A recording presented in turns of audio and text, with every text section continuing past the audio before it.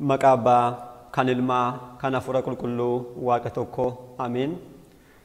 Eegumsaa fi tolummaa isaa nuuf baay'isee waaqayyo abbaan keenya amma isaatti kanatti kan nu ga'e maqaan isaa guddaa kan galatoomeef kan ulfaate nuuf haa ta'u. Yeroowwan darban keessatti waraansota diyaabiloos kan jedhu eebbifamoo abbaa shinoodaa sadaffaan kan barreeffameera jechuudha.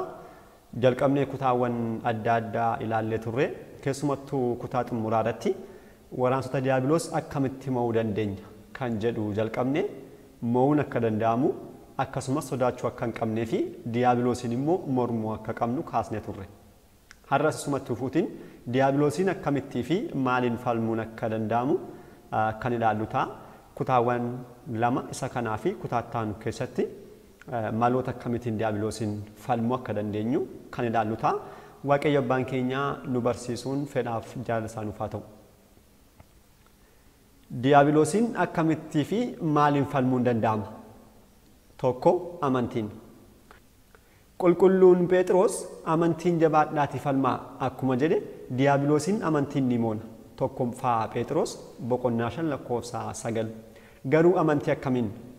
Amantii waaqessi waliin ta'ee ittiin hojjetuu fi kiyyoowwan sirratti kiyyeeffaman dabalatee humna diyaabiloosiin daballeessuu danda'u. Amantii jecha qajeelonni harka isaanii gara badinsaatti akka hin diriirsine uleen cubbamootaa qajeeltota irratti hojjetu jedhu kan amansiisu. Faarsaa 124:3. Amantii waaqayyo shiroota diyaabiloos hunda caalaa humna akka qabuu fi inni waa'ee keenyaaf akka waraanu mirkaneessu. Lolichi kan waaqayyooti. Tokkoffaa Saamu'eel boqonnaa 17:47. Waaqayyo waa'ee keessaniif ni waraana isinis callumanii jettu. Seera ba'uu boqonnaa 14:14. Waraansichi yookiin lolichi kan waaqayyoo ta'uu amanuu qabda. Diyaabiloosiin kan waraanu si osoo hin taane waaqayyo sirraaf si waliin ta'eeti malee. Qulqulluun Daawit akkuma jedhe diyaabiloosiin akka waraantuuf humna hidhannaa isaa fi muuxannoo waraansaa kan siif kennu waaqayyoodha. Waaqayyo gooftaan koo haa eebbifamu harkoota koo waraana quboota koos duula kan barsiisu. Faarsaa 143:1. Haa ta'u garuu yeroo rakkinootaa fi qormaataatti waaqayyoon cinaa kee ni taasisa. Yoo mo'amte rakkoo waaqayyoon qabachuu dhiisuu keerraan sitti dhufedha. Jechi baay'inaan yookiin xiqqeenyaan fayyisuun waaqayyoon hin rakkisu jedhu kitaaba qulqulluutti waan caqasameef hammam humni kee fi jabinni kee dadhabaa ta'us waaqayyo karaa kee sirriitti akka mo'atuu fi jaalatamummaa akkasiif kennu beeki. Tokkoffaa Saamu'eel boqonnaa 14:6. Mootichi Hisqiyaas xalayaan sossobbii Senaakireemii fi loltoota isaa irraa yeroo isaaf ergamu gara mana waaqayyootti ba'uun xalayicha waaqayyo duratti diriirsee kadhachuu isaatiin waaqayyo ergamaa isaa ergee mandaroota loltoota Aseerotaa reeffaan guuteera. Mootichi Daawitis waraansa isaa hammam baatan amantiin akka taasise faarsaa isaa irraa ilaali. Waaqayyo osoo nu waliin hin taane ta'ee namoonni yeroo duratti ka'an dheekkamsi isaanii yeroo duratti boba'e yeroo sana jiraatota taanee osoo jirru nu liqimsu turan. Lubbuun keenya akkasin biraa kiyyoo adamsiitotaa jalaa baate.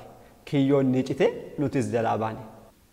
Gargaarsi keenya samiif lafa kan uume waaqayyooni. Faarsaa 123. Maaloo yaa gooftaa koo ijoonni koo gara keeti sitti namani kiyyoon ija dhoskan irraa gufuu namoota hamoorraas na eegi. Faarsaa 140:8-9. Bakka itti dhiyeessuun qabu maaloon gara keetti niyya ati abdii kooti biyya jiraattotaattis ati qooda kooti. Faarsaa 141:5. Amantii kanaatiin Daawit Gooliyaadiin qofa osoo hin taane waraansota hunda mo'e. Diinni kee akka barbaade humna qabeessa yoo ta'es waaqayyo sarraa akka si fayyisu sirriitti amani. Raajicha Daawit waliinis akkas jedhii faarfadhu. Sagaleen waaqayyoo arraba biddichaa ni kuta. Sagaleen waaqayyoo lafa onaa ni sochoosa. Faarsaa 28:7-8. Jecha duukaa buuticha qulqulluu Phaawulos irra deddeebi'uun diyaabiloosiin falmu. Humna kan naaf kennu Kiristoosiin hunda nan danda'a. Filiippiyoos boqonnaa 4:13. Waraansatti diyaabiloos waliin taasisu keessatti waaqayyo cinaa kee dhaabbatee akka mootu kan siif mirkaneessu amantii kan itti cimu. Waaqayyo abboota keenya waliin ta'uun akka mo'ataniif akka isaan geggeesse si waliinis ta'e eenyuyyuu waan hamaa irratti raawwachuuf yeroo ka'u akka isaaf hin eeyyamneef goonkuma akka isin irraanfanne hubadhu. Hojii duukaa bu'oota boqonnaa 1:10. Amantiin kee keessa keetti jabina laphee bakkeetti immoo diyaabiloos irratti humna akkasii gonfachiisu beeki. Duukaa buutichi waraansa diyaabiloos waliin qabnu yeroo ibsu akkas jedheera. Kanaafuu gooftaa fi humna isaa isa aangoo qabeessatti kan jabaattan ta'a.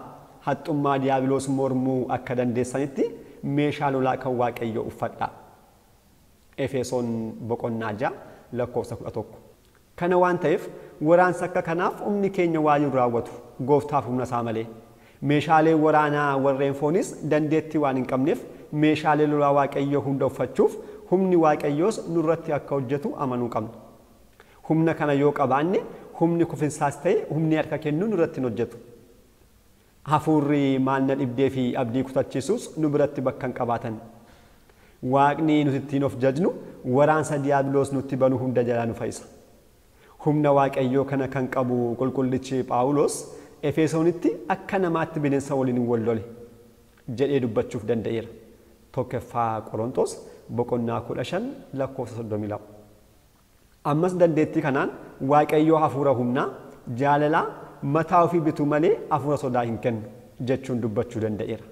Lammaffaa Xiimotewos boqonnaa 1:7. Kana waan ta'eef ijoolleen Waaqayyoo obdii waraanaa keessatti hin kufan. Jabaatota waan ta'aniif diyaabiloosis ta'e cubbuun isaan hin mo'atu. Duuka bu'aan qulqullichi Yohaannis ergaanni waa'ee ijoollee Waaqayyoof barreesse akkam raajiidha. Waaqayyo irraa kan dhalate hunduu cubbuu akka hin hojjenne.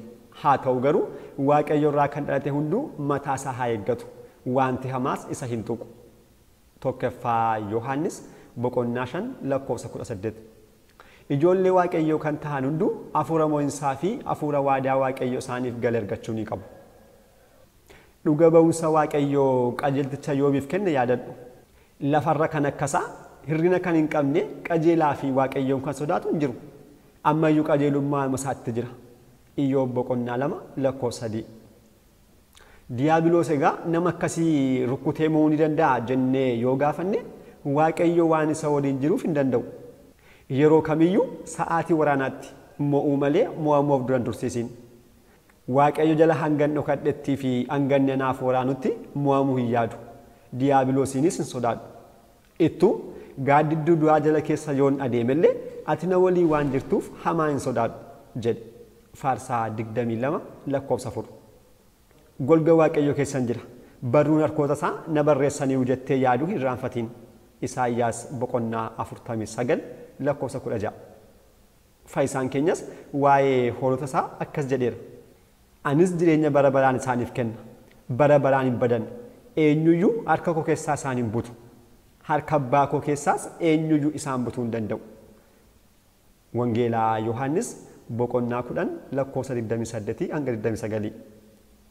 Amantiin akkuma mo'annu gad of qabummaanis ni mo'anna. Lammaffaa gad of qabummaa. Qulqulluun Inxoons hafuurota hamoo gad of qabummaan isaan mo'achaa ture. Naannoo isaa yeroo marsanittis isin humna qabeessotadha. Ana isa dadhabaarraa maal barbaaddu jechuun erga isaan gaafatee booda isaan keessaa isa xiqqoollee waraanuu kan hin dandeenye garbicha kee fayyisi jechuun gara waaqa isaatti kadhachaa ture. Hafuuronni hamoonni kunis kadhannaa isaa gad of qabummaa akkasiin guutee yeroo dhaga'an baachuu waan hin dandeenyeef akka hurrii battanamanii badu. Qulqulluun Meeqaarsi guddichis akkasuma diyaabiloosiin gad of qabummaan mo'eera. Yeroo tokko diyaabiloos abbaa kanatti mul'achuun yaa Meeqaarsi ati ni tsoomtu nutis hin nyaannu halkan hin raftu nutis hin rafnu lafa onaa keessa jiraatta nutis achuma jiraanna waan ati taasistu hunda ni taasisa garuu waan tokkoon nu caalta jedhe. Meeqaarsis wanti ittiin isaan caalu kun maal akka ta'e yeroo gaafatu kan ati ittiin nu caaltuu fi ittiin nu moote gad of qabummaadha jechuun deebiseef. Sababoota adda addaaf gad of qabummaan diyaabiloosiin ni mo'a. Diyaabiloos gad of qabaa miti. Ittuu gad of qabummaan sababa kufaatii isaa kan ta'e of tuulummaa isaa waan isa yaadachiisuuf arguus dhaga'uus hin barbaadu. Ammas gad of qabummaan dhala namaa fayyisuuf jedhee akka garbicha isaatti mataa isaa duwwaa taasisee kan dhufe gooftaa keenya Yesuus Kiristoosiin waan isa yaadachiisuu fi kanas sababa jalqabaa kan taatu gad of qabummaa xiqqoon waan raafamuuf dhiisee bada malee hin waraanu. Xumura irrattis namni gad of qaban dadhabaa ta'uusaa waan beekuuf diyaabiloos yeroo waraana itti banu hunda gargaarsa Waaqayyoo barbaacha waan iyyuuf waan hundumaa caalaa inni kun diyaabiloosiin baay'ee sodaachisa. Yeroo tokko yaadannoo koo irratti jechoota akkas jedhan barreesseen ture. Diyaabiloos yeroo tokko Waaqayyoon warreen jajjaboota anaaf dhiisi. Waa'ee isaaniif itti gaafatamummaa fudhadha. Dadhaboota garuu mo'achuu hin danda'u. Sababni isaa humna kan qabne yeroo beekan humna keetiin waan waraananiif jedheera. Seenaan qulqulluu Saaraa Bomoon hafuuronni hamoon gad of qabummaan akka ba'an ni dubbata. Yeroo tokko mucaan mootii Zahaaraa jedhamu hafuura hamaan qabamnaan hafuurota kana akka isheerraa baasuuf gara paatriyaarkiitti geessan. Innis gad of qabummaan ani kennaa akkasiin qabu gara Saaraa Bomoonitti geessaa jedhan. Gara isaatti yeroo geessanis innis gad of qabummaan kadhannaan koo gofti ga'a miti erga jedheen booda fannoo paatriyaarkichaa gaafatee mallatteeffachuun humna fannoo qulqulluu kanaan ni fayyiti jechuun dubbate. Kana gochuun isaas fayyuun mucittii isaan osoo hin taane sababbii paatriyaarkichaa ta'uusaa agarsiisa. Diyaabiloosis gad of qabummaa hamma kanaa baachuu waan dadhabeef mucittiin fayyuuf geesse. Gad of qabummaan qulqulloota abbootii keenyaa akkamitti hafuurota xuraa'oo baasuu akka danda'u fakkeenya kanaan yoo ilaalle gaaffii guddaa tokko haa gaafannu. Waraansa diyaabiloos mo'achuuf bu'aan gad of qabummaa maalidha? Namni gad of qabaan yeroo kamiyyuu dadhabina isaa waan beekuu fi gargaarsa Waaqayyoo waan barbaaduuf humni Waaqayyoo isarra bula. Hirree isaan osoo hin taane gargaarsa Waaqayyoon waan of jajuuf ni mo'ata. Namni gad of qabaan cubbuuwwan xixiqqoo osoo hin hafiin mataa isaa eeggata. Akka hin kufneef waan sodaatuuf wantoota isa qoran hundarraa ni fagaata. Waan kamiyyuu akka salphaatti waan hin lakkoofneef mataa isaa kiyyoo irratti hin gatu. Of eeggannoo isa gad of qabummaan isa gonfachiise kanaan diyaabiloosiin ni mo'a.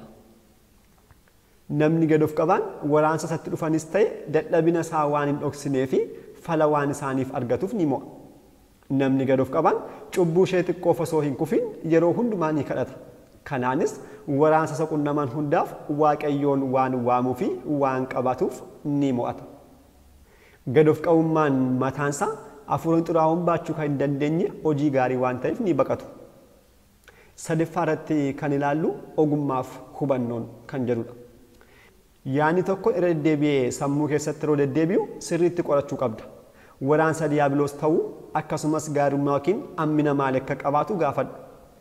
Gaaffiiwwan kana mul'ata yookiin abjuu yeroo agartus ta'e yeroo gorsa namootaa dhaggeeffattu sammuu keef dhiyeessi. Diyaabiloos si sossobuudhaaf yeroo yaalus akkasuma taasisi. Duuka buutichi waan hundumaa hubannoon qorachuu akka qabnu laalchise hafuura hunda nama niinaa haa ta'u garuu hafuuronni Waaqayyoo irraa akka ta'an qoradhaa nuun jedheera. Tokkoffaa Yohaannis boqonnaa 4 lakkoofsa 1. Kanaaf argamsi ogummaa beekumsaa fi hubannoo akkasii eessadha? Kan jalqabaa Waaqayyo nama ogeessa beekaa fi hubataa taasisee waan uumeef namni uumama isaatiin gamnanii ta'a. Kana waan ta'eef dandeettii waraansa diyaabiloos yaadota hafuuraa irraa adda baasee beekuu ni qabaata. Lammaffaa immoo namni kitaaba qulqulluu qabsuurotaa fi seenaa qulqullootaa dubbisuun ogummaa ni argata. Sadaffaan namni ogummaa shaakalarraas ni argata. Kufinsi isaa tokkoon tokkoon ishee mala waraansa diyaabiloos waan isaaf ibsituu fi barumsa isaaf kennitee waan dabartuuf irra deebi'een kufu. Kana ilaalchise abbaan qajeelaan tokko yeroo dubbatu diyaabiloos cubbuu wal fakkaataan si'a lamaaf yeroo na kuffise hin yaadadhu jechuun dubbateera. Namni ogummaa gorsaan qajeelfamaa fi barumsa irraa argachuu ni danda'a. Kanaanis waraansa diyaabiloos adda baasee beekuun waan mul'isuuf achirraa fagaata. Diinni isaas isammoo. Ogummaan shira diyaabiloos ibsuu qofa osoo hin taane tarkaanfii akkamii fudhachuu akka ta'us ni agarsiifti. Kana waan ta'eef namni ogeessii fi hubataan shira diyaabiloos akkamitti jalaa ba'uu akka danda'u, kiyyoowwan isaa jalaas akkamitti ooluu akka danda'u, erga kufees akkamitti akka ka'uu fi karaawwan gara cubbuutti geessan hunda keessaa akkamitti ba'uu akka qabu ni beeka. Kana kan hin beekne yoo ta'e illee ogummaan akka inni warreen biroo mariisisu ni taasisti. Kan afuraffaa fi har'aaf kan qopheeffanne kan xumuraan gorsaaf gaabbinni. Gorsi hafuuraa shira diyaabiloos ibsuura darbanii akkamitti shiroota kana jalaa ba'uun akka danda'amus ni agarsiisa. Gorsaan lubbuun yaada ishee isaaf ibsite akka fayyituuf qulqulluun Phaawulos akkuma jedhe isheef kadhata. Geggeessota keessaniif abboomamuun bitamaa. Isaanis akka warra kennaa kennuu taa'isanii gammachuun malee gaddaan akka hin taa'isne kun isin hin fayyadu. Isaan waa'ee lubbuu keessaniif dammaqanii ni yaadu. Ibroota boqonnaa 13 lakkoofsa 17. Kanaafuu geggeessaa kan hin qabne hunduu akka baala mukeen harcaanii hafu. Akkuma jedhame deemsa fuurummaa irratti fedha mataasaa kan hordofu hundi kiyyoo diyaabiloosatti kufa. Mana kiristaanaa keessatti barbaachisummaan abbaa gaabbis kanaafidha. Mataa kee saalfachiisuu fi salphisuuf laphee kee fuuldura isaatti Waaqayyoof ni ibsita. Kana boodas maal taasisuu akka qabdu si gorsa. Waraansa kiristaanonni gaabbii jalqaban hin beekne yoo jiraates ifa baasa. Namni gaabbii galu hojii gaarii gaabbiitiin cubbuuwwan baay'ee hambisa. Hafuuronni hamoon cubbuuwwan kana isa hojjechiisan of salphisuu fi gaabbii galuu isaa baachuu waan hin dandeenyeef battanamanii badu. Hafuuronni hamoon dukkanaa hojjechuu jaallatu. Gaabbiin garuu ifa isaan baasa. Gorsi kiyyoo isaanii kuta. Qannoonaan yeroo gaabbii kennamus humna isaanii balleessa. Kanaafuu namni cubbuu isaaf gaabbii galuu fi gorsa fudhatu jireenya gaabbiin waan geggeeffamuuf waraansa diyaabiloos jalaa ni fayya. Cubbuu guutummaa guututti dhiisuu yoo dadhabellee miidhuuf kan yaalu humna baay'ee dadhabeen ta'a. Akkas ta'es diyaabiloos gaabbii gufachiisuuf jecha inni gaabbii galu abbaa gaabbii isaa akka shakku taasisa. Asirratti saalfachiisaa kan taasisu diyaabiloos gaabbii gufachiisuuf ni seena. Kana booda hafuurri ejjaa dhufe deebi'ee waan isin gongorsiisuuf gaabbiin maaliif si barbaachisa isaan jedha. Itti aanses hafuuronni falmii fi yaadolee adda addaa gaabbii ilaalchisee mariitti banu. Xumura irrattis gaabbiif abbaa gaabbii ilaalchisee shakkisa keessatti facaasuuf hafuurri shakki ni dhufa. Ati garuu dammaqi. Shira isaa kana hunda irratti bari. Kana yoo taasiste diyaabiloos qaawwa seensaa waan dhabuuf siin akka obboleessa rakkoo uumaatti lakkaa'uun si dhiisee deema. Har'aaf kan qopheeffannee hanga kanaatti kan dhaggeeffanne ture tuqaawwan muraasni hafu. Isaanis immoo akka fedha Waaqayyootti kutaattaanutti qabannee kan deebi'u ta'a. Waaqayyoo laphee hubatu hunduma keenyaaf nuuf haa kennu eebba abbaa keenyaa nurraa bulchu jecha kutaattaanu nama deemnutti nagaa Waaqayyootiin turtii gaarii.